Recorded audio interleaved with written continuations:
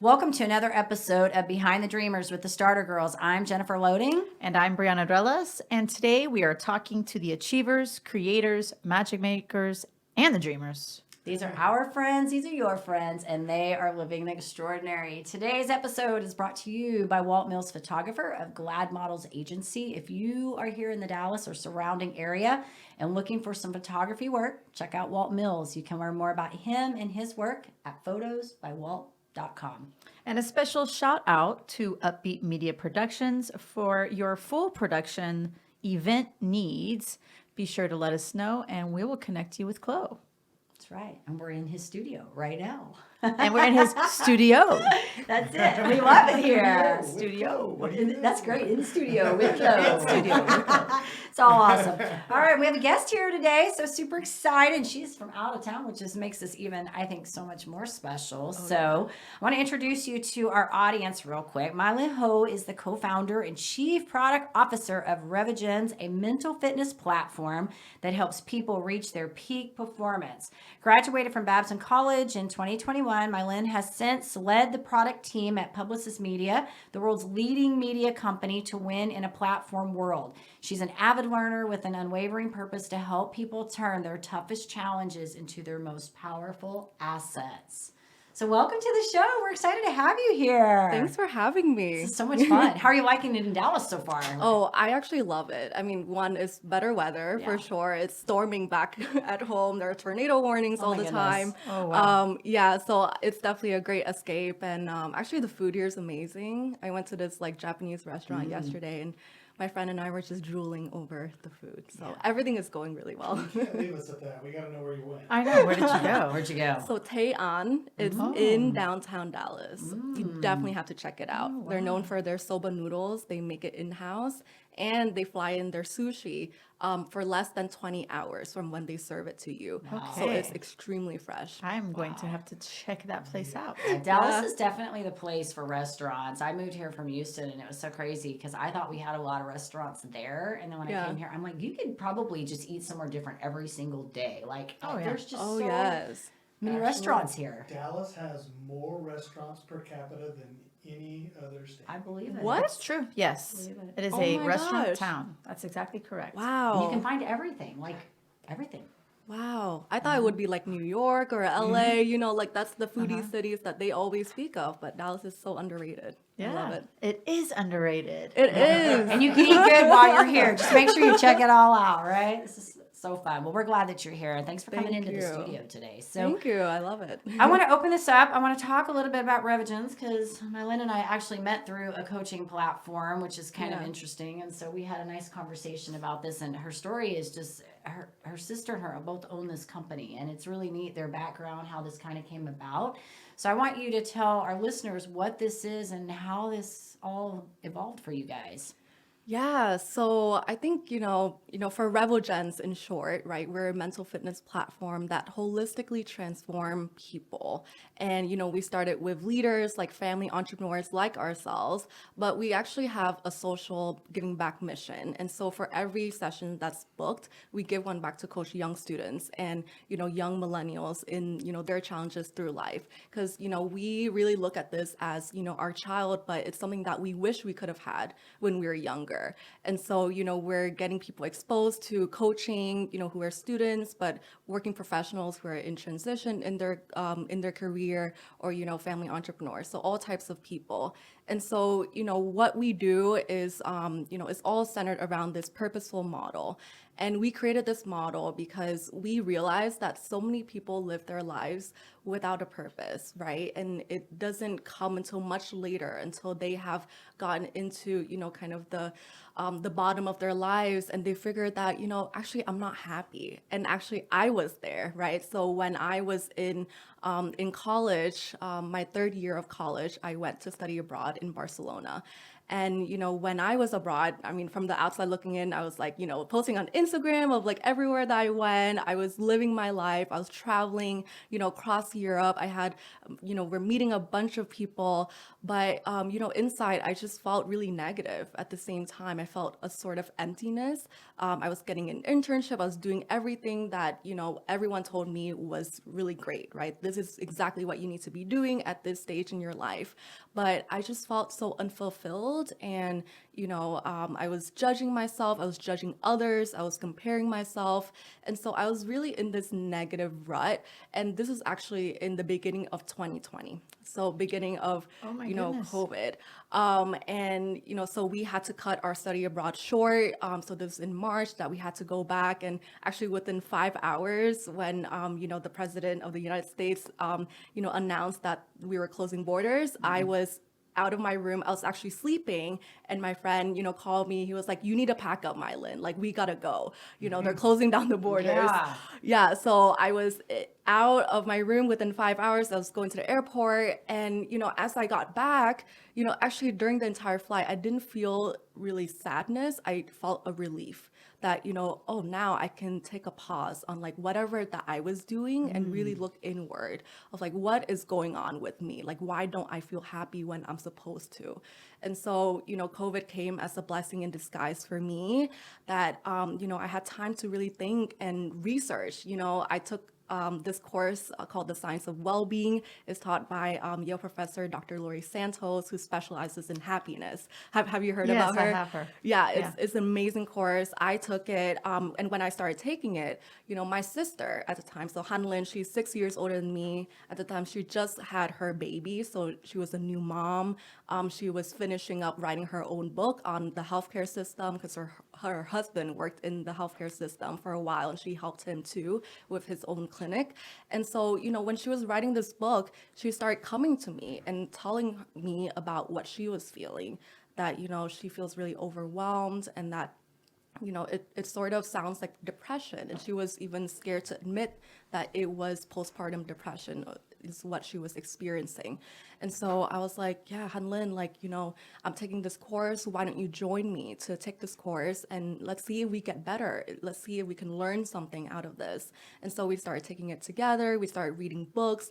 I started reading a book per week and just learning about the mind and listening to podcasts and, really learning, all the things that I thought made me happy before, like getting a job, getting, different things that are, graduating college, getting good grades, all of these things didn't make me happy, actually. It's about savoring the moments. It's about the connections, right? Really understanding other people on a deeper level.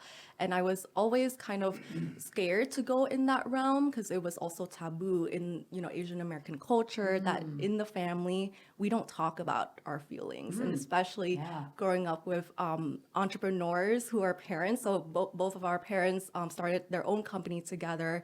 They grew into this wildly successful company in Vietnam, who actually employed 30,000 people at the time. Yeah, and my dad is still working there. But around dinner time, it was always about business, right? It was never about how our days went, what pissed us off at school, who were we dating, none of that, None of right? that stuff, None of the yes. good stuff, right? Right. And we were kind of always confused, like, what do these numbers mean? Like, what are you talking about in terms of strategy? But I think that helped us to kind of, bring along the business and entrepreneurial spirit that we now embody. But, we started learning all the very important stuff that we didn't learn at home and in school, which is, how do you deal with conflicts? How do you, navigate your emotions? And so, as we learned about that and actually transformed ourselves, through therapy and also coaching, she got coaching for parenting, how to become a better parent. And, I got therapy to really understand the family conflicts and struggles that we had and how that shaped me into who I am today, that, I felt so much better. I felt limitless. Right? I was like, oh my God, this is the best that I felt in my entire life. Like, how could it be that it took me, 21 years to realize this for myself?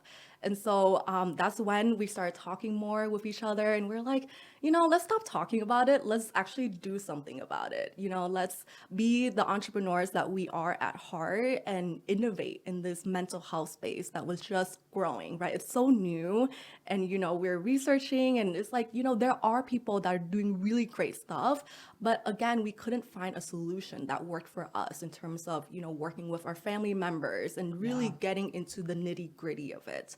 And so that's when we started working together in January of 2021. We went through so many different business ideas. Like, I'll tell you, the whiteboard and our digital whiteboard was looking so messy. And so, we researched a lot. We interviewed countless of people, like I think more than 50 people. And then one day, one of our mentors was like, I think you guys are doing this all wrong. That you need to just go out there, find your customers who believe in your purpose and your mission, and then create a product behind that. And so that's what we did. We found our first believers, our friends, family, friends of our friends. And so we built this purposeful model around that with really personalized steps to figure out what is it that is going to help them, right, reach to who they want to be, where they're at now, what are the gaps that we can fill in, and personalize, the steps after that. So coaching is a very core component, right? Jen, you're a coach. You know the power that coaching has on people. And if you have a trusted coach that you can, work through these challenges and figure out, challenges that are not only emotional, but spiritual, physical, financial, like all of these things, take a mind of its own that we need to, connect the dots for ourselves. And so a coach that we know, has the power to do that for our clients. And so it works, right? Our clients are really happy, and a lot of them still stay with us, even though we're changing all the time, right? We're still a startup. We're early stage. It's been only 7 months or 8 months that we've done this kind of in that model. But that's what we do, is we help people to reach their peak performance and transform themselves holistically through the power of coaching, as well as other steps that we add in between. That's awesome.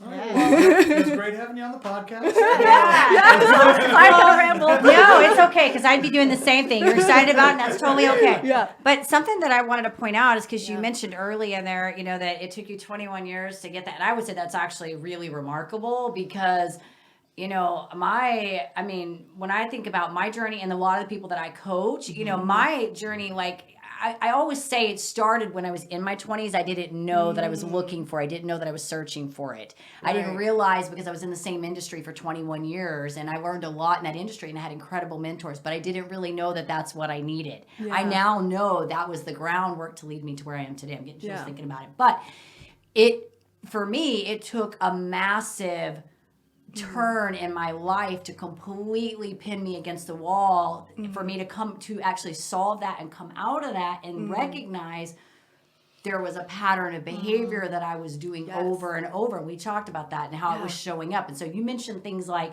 spiritual and financial, all these, because how you show up in one area of your life tends to follow in other areas of your life. Yep. And that's when I started making connections about how things were manifesting in different ways. The same things were coming up, but they were showing up very differently in the different areas of my life. And so I say it's remarkable to you that you recognize that early on, because most people do not. Agreed. And most of the people that I work with, they don't figure this out until later on. And some people never do. Mid-30s, 40s. Yeah. Some never figure it out. They go their whole life repeating the same patterns of behavior. They think that it is normal to be unhappy and miserable every day. Yeah. And they just think that's part of life. And no, it's not. It's not.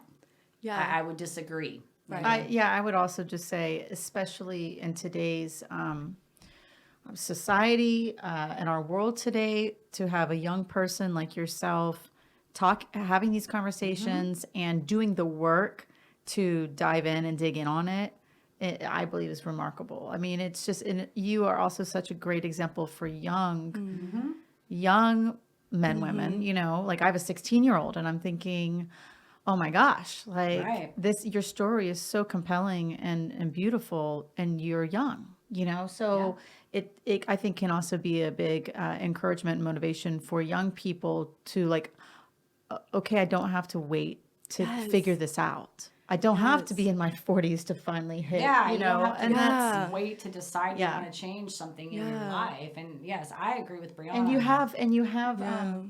have the ability to do that. And no one has to give you permission. You can just make the adjustments and make the changes. Absolutely. And actually, that's what I thought when I was younger, that, actually to be successful in life, you need to do all these things, actually be a cold boss, the one that is very rigid and like tell people what they need to do and like, climb up the corporate ladder and all these things. And then I was like, okay, once I reach that, then I can do the things that I want to do, right? That was the mentality. And, as we're working with younger students and younger people, we realized that they want to, have something better. Yeah. That they're willing to change if they're given the right resources.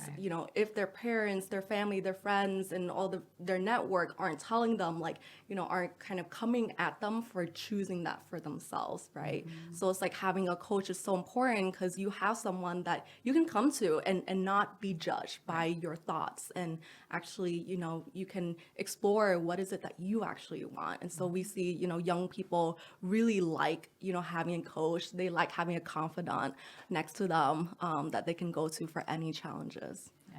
They sometimes just bouncing ideas. I don't think they even a lot of times need to be told what to do. They just want a platform to be able to say, hey, I have an idea.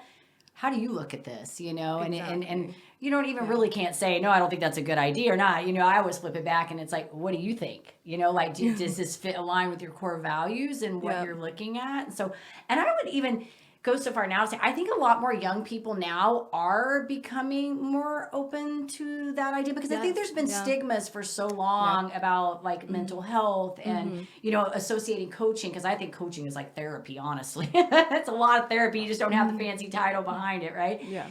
But I think they're more open. And when you were talking about like how we follow these patterns, I think that all of us have been, that's how we're groomed, from a very early age on. I mean, you think about our lives. We go to school, we go to college, we get married, we buy a house, we have babies. Everything is in this pattern. Yeah. And I'm always like saying, like, we need to challenge these patterns, like some of these patterns. Do what makes you happy, because if you're going your whole life and you're doing all these things, you can certainly achieve being a boss like that, but you're never going to be happy being that way. Because you're not building relationships, and we need relationships. And one of the things that you had mentioned earlier is a lot of the generation now is growing up with Facebook and all these social media things. So they do get that where they feel like, oh, well, I have to either be like this or I have to compare themselves to all these people. Yes. And that emotionally that's going to drain someone, and it's going to make them think. I mean, there's like how many people there have been suicides from people that are just like, because they're on Facebook all the time and they're like, oh, well, I'm not doing this, so it's not, and it's sad. I do like the fact, though, that there are certain things that are on these pages that are reaching out and trying to like make note of mental health. I think there's one called something, I can't remember what it's, something in me. I can't remember what it's called, but there's been a couple of them that are out there that are actually trying to reach out and help people instead of like, oh, you have to go here, you have to do this, you have to get these pictures. And that's the thing that's a bummer is every time people go out now, they're immediately, instead of enjoying where they're at and trying to be where they're at, they want to I have to get 4,000 selfies of me here and me to here, prove that I was here. Yes. And that takes a toll. Yeah. Because then they've technically missed the whole thing that they were supposed to be. Right. They're not living in the moment. Yeah. And that's what I learned in the course is like being mindful, right? And this is growing to be a very scientific and proven strategy, to help you in your life and deal with stress and all of that is mindfulness. Yeah. And, when you're talking about, content consumption, right? It's very fast. It's like, and then the next minute you're like, oh my God, 30 minutes has gone by. And then 4 hours. I hear so many stories of young people who are working, right? Or they're students that they spend countless hours kind of scrolling and it becomes a habit, right? Yeah, it's addictive. It's created to be addictive. Those platforms designed it that way. The first day I got on TikTok and I was like, looked at it and I looked at the time and I was like, nope, put that away. Yeah, that was 30 minutes TikTok just can gone. be very in Stephen Covey's book, that's a quadrant you don't want to be in. That is the waste quadrant for sure. But yes, you can totally get consumed in that for a while. Crazy. Yes, there's so much crazy on there. I can do it too. I can get in there. I'm like, I'm just here for the videos to watch the stupidness. Okay, I'm done. An hour later, I'm done. So good stuff. I wanted to ask you a question about, because obviously you guys are a new startup and you said 7 months earlier. So congratulations. You guys are going to be coming up on a year here soon. That's awesome. Yes, thank you. What do you feel like has been some of the biggest challenges, just getting this thing up and running? Oh, I think there are many challenges. I would say even, one challenge that we're facing currently that's kind of like jarring in the back of my head is like, we're growing our teams, right? We're adding new people to our team. And it's, I'm at the same time, I'm working a full-time job. My sister is doing her MBA. She has kids. We lead really busy lives. And it's like, how do we get away from the grunt work of doing it ourselves to being the visionary and leading people, to do the work with us, right? And a lot of our team members are doing it part-time, right? They believe in the mission, but they have other stuff that are going on too, so just like us. And so that's one of the biggest challenges. How do you actually step into that leadership role that can really sustain us in this early stage, until we can, kind of have that ripple effect to having more clients, then actually building out a formidable team and getting funding and all that. So that's really the struggle of the early stage startup right now. That's good, and I can foresee that. It's hard to like step in, and also I feel like when you're bringing people in, and I know I've not had a lot of employees, but I've had people work for me in the past in my business, and it's always been that just letting go of the control, knowing that, hey, are they going to do the same quality? And I'm sure your team is great, but it is something that goes through your mind. Are they going to do the same mission as us, work with the same ferocity and passion that I'm in? But I agree with you that when you get to that place where you can trust your people, you're going to be able to grow. You're going to be able to expand. Exactly. Easier. Exactly. So that's one of the challenges. I think another is also, with the mental fitness field, right? It's super new to people. So we spend a lot of time educating people on it, right? So our customer journey is much longer, right? And we want it to be that way too. In the beginning, we want to really get to know them and them to really get to know us, so that there's that trust, right? It's not like you're buying a shoe or you're buying something that's very transactional. This is a relationship-based business, and it's connection-based. It's very, very abstract at the same time, right? It's this sort of trust that you need to build on every level, in terms of our expertise, our ability to get to know them on a one-on-one level. And so we spend a lot of time educating people in that. It's a challenge in terms of timing and, finding people who are also ready for it, ready for coaching. That's what I was just thinking, being ready to receive. Exactly. Because if they're not, you're talking to a wall. Participate. And participate. Yeah, and exactly, Meet because you halfway. talking but not actually following through. And Right. sometimes that happens when you're coaching. Like you're going through the teaching them, but if they're not actually taking that and applying it, then it's not really doing anything. You're not being mindful. Exactly. Mindful is important. Being mindful is important. Yeah, At it's all our times. mind. We need to be mindful of I it, agree. I agree. You can do a lot of changing in your thinking by being mindful. Changing your perception can make a huge difference. Excuse me.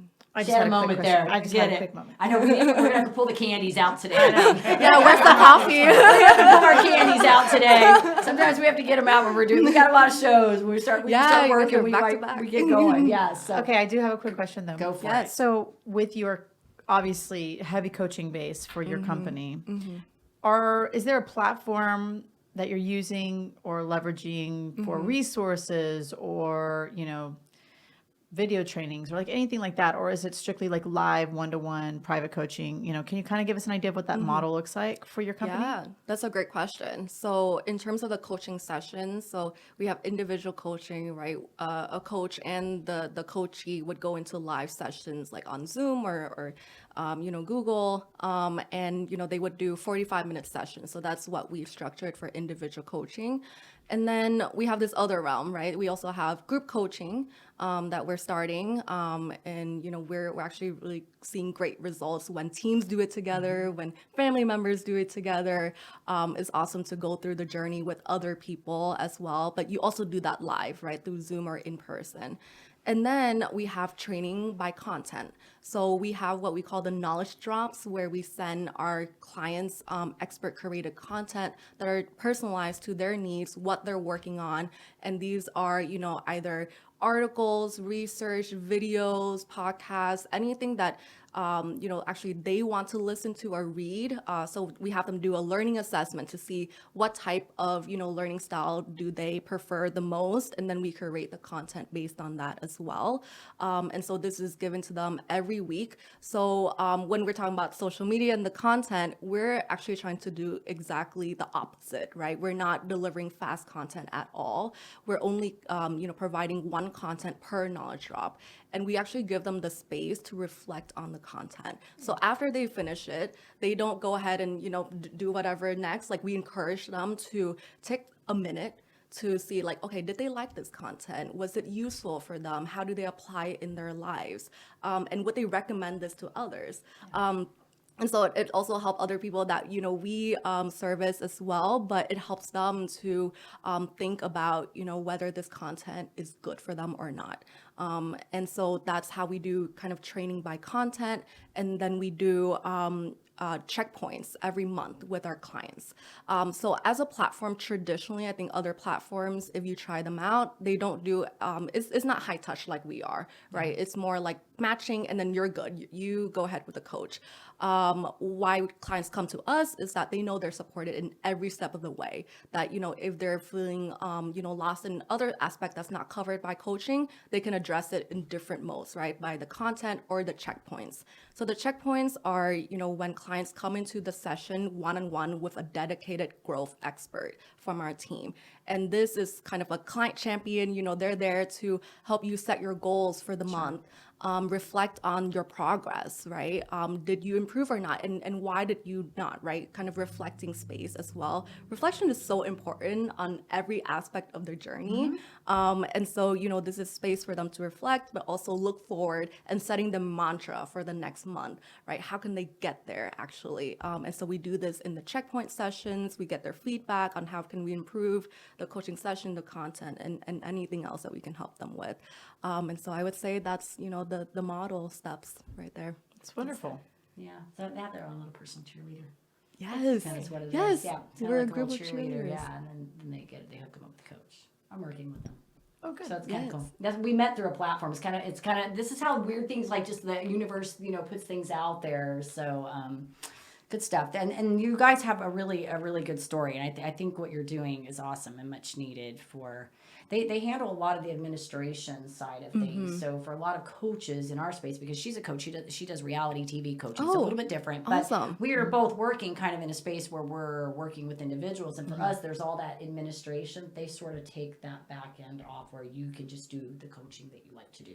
That's nice. Yeah. So you don't have to do all the other pieces of it, which is kind of fun. Yeah, I'm sorry if this throws off your No. what you have a bit, but I have a question for you. Like, what is reality TV coaching? There you go. So I actually prep independent artists who are singers to go on reality singing shows like Idol or The Voice. But my mission is a little different because it's not just about getting on the show. It's about leveraging the platform to create music career opportunities. So I teach them all the online business strategies that they need to have in place before they go on the show so that when the show is over and it will end, their experience will end at some point, they can literally just like squeeze all the juice out of it and create more opportunities from the show and from the connections that they've made. And for, so I have online courses for it and a book, and I do coaching.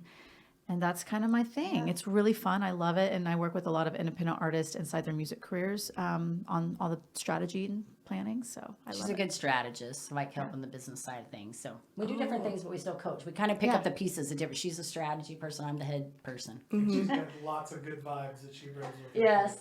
Yeah, she always has fun vibes. Fun bringer. She does. Yes. She does. Most of the time. Sometimes when I'm down, which doesn't happen often, but we're gonna pull the candy out here in a bit. I know, Keep it flowing. We got some more of these shows today. So we talked about challenges earlier, and you talked a little bit about that. And I'm sure Brianna didn't bring this up yet, and she probably wants to, about throwing in the towel. We always talk about this. There's definitely been times, I'm sure. What keeps you going with this? What keeps you in the game? Oh man, talk about throwing in the towel. I think I had that moment about 2 weeks ago. actually. Sure. And it's actually a big judge voice, in my mind that when things get really tough between, me and another person, that I think about like, oh, people are so disappointing that let's just quit now. Like, why waste our time, going ahead? And I'm in a group coaching program right now called Positive Intelligence, and it's helping me to realize like that is my judge voice. That's not necessarily me, but it's my judge telling me to quit and to throw in the towel. And so with realizing it, I'm catching it, right? And I'm like, okay, what do I do with this, right? Like what are the other positive things I can look at to see if I actually want to throw in the towel, right? Because I mean, sometimes you should. If it comes down to it, there are certain decisions that you need to make, and that includes that. But, a big part of why I do what I do is because of my purpose and the mission. I work with clients all the time, every day, and I see that it's helping them, right? That I'm here for a greater purpose, and it's just not me. It's not me and another person that, I'm arguing with or I'm having conflict with. But this is something that we're building for, a bigger, wider audience, and it's only going to grow, and it's helping their friends, their families. So we kind of have a responsibility and a duty to keep on going. My good friend, he keeps telling me like, you can't quit. I'm sorry, but like, you can't, like, this is helping me. Like, I'm counting on this, and so that's what keeps me going is the sense of purpose and keeping that really strong. That's awesome. And you mentioned at the beginning about your culture and how it's kind of taboo to talk about your feelings and bring that to the table, right? Yeah. I'm hoping, and this is kind of a personal question, are your parents, are they cool with you and your sister like diving into all this? Like, that's an awesome how's that question. going? I was about to ask the same thing. That's funny. I love that you asked that. So, it has always been an expectation from our parents that we would one day come back to help out with the family business, right? They sent us abroad, right, to get a better education, build ourselves. And they wanted us to come back. And actually, my sister did at one point. I also interned there briefly over the summer when I was in my, freshman year of college. But my sister went back. And, she, at first, it was like a honeymoon stage that, she was like the prodigal child coming back home, being welcomed by everyone. It was amazing. And that was, the reality until she started forming different opinions from my dad and from, her peers. And so conflicts grew, and there was, no one that she could really turn to talk to. She felt like she failed our family. I was actually working with her because I was in college, and we were doing a family entrepreneurship class together through my college. And, she told me, I remember, she was like, MaiLinh, like, you need to come back as soon as possible. Like, I need you here. And she was encouraging me to graduate in, 3 years instead of 4. And I was like, okay, you need me? Okay, I'm there, right? Like, I was on track to graduate early, but she never told me what she was experiencing in terms of feeling really burnt out. She lost a lot of weight, and she was feeling very lonely, that she had no one to turn to. And she couldn't get through to my dad. My mom understood, but no one could get through my dad, and he's a leader. And so, it was a really difficult relationship. They didn't have a close relationship growing up, right? And adding into this business perspective too made it even, worse. And so, at one point she just needed a break, and, she came back to the US, is now doing her MBA, and this is when we started working together. And, our parents always want us to go back one day. I mean, my dad calls me all the time. He's like, when are you coming back? Like, I'm going to let you do this or this, but I know his working style, and it's very different from mine. And I don't think I could even go back, to work in a culture, right? In the Vietnamese working culture is so different. Here, it's very kind of straightforward. Sometimes you do have to, master the art of communicating to people and things like that, negotiating. But in Vietnam, it's very different. It's kind of, people are sort of like pressure cookers there. They boil things up, right, inside, and don't let it out until one day it bursts, and they're like, okay, that's it. Yeah. Exactly. So, our parents are, supportive, but they want us to go back. Yeah. No, that makes sense. I mean, I'd want my children near me too. But that's another challenge that you and your sister will walk through together while you're growing this company. And the cool thing also about your company is that you can do it from anywhere. Yes. You have that flexibility. And I think that's one of the, in my opinion, for me, being location independent, I believe is a word that they use to describe that, is really appealing for me as a coach, is knowing, I mean, I could be in Mexico doing what I'm doing. And I love that about being a coach. Yes, like I'm going to Colombia next week. Next month, because my work also does remote. But I totally, am right there with you in terms of remote, and I can go back to visit, whenever, and still have, some sort of close relationship with them whenever I want to. But yeah, sometimes they don't get what I do, right? Sure. They're like, what is this that you're doing? Like, why do we need coaching? Why do we need to talk about mental health? But they're slowly realizing that it actually helps us because they see, how we're able to grow. And how y'all are thriving. It's awesome. Exactly. All right, last question I want to ask you really quick, and then we'll do our rapid fire. Any advice that you would give for somebody starting out as a entrepreneur? Ooh. It's a tough one. She's like, I got lost. Where do I start? Oh my gosh. Give us the main things, MaiLinh. The Yes. main things. Yes. I would say build what you would want and what other people that you care about would want, right? There's so many people that you can build things for, but you have to tap into your purpose and your passion so that you can last through those many challenges that are come at you, right? And it will help you be resilient much easier and much more natural. So build what you would use yourself and what other people that you care about would also use. Thank you. Mm-hmm. Awesome.